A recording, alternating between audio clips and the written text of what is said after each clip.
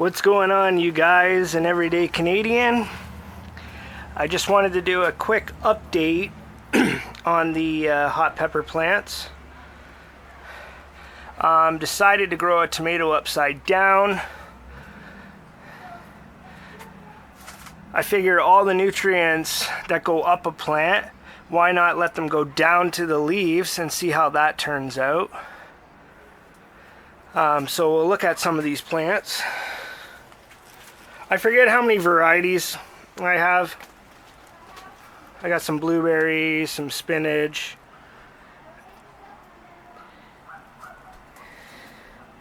Got some more down here. I always grow doubles of my hot peppers just in case one of them goes.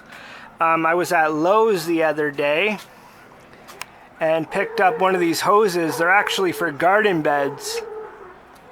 And I decided to rig the greenhouse with the hose, so it actually turns into like a rainforest in here, and it pretty much waters all the plants. I will show you guys that in a minute. But we got all different kinds of peppers in here. Even got some strawberries that are starting to change. So I got this whole place rigged with the hose. And then the tomato, and then we'll come outside and we'll have a look at the rest of the plants.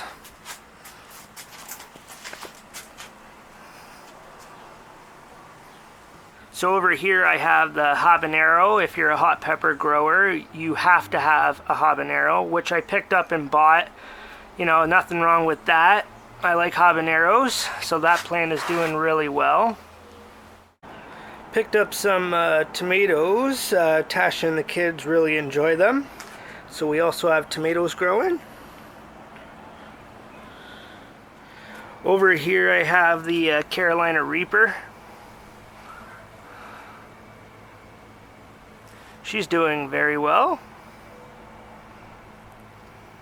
So let's check out the greenhouse watering system.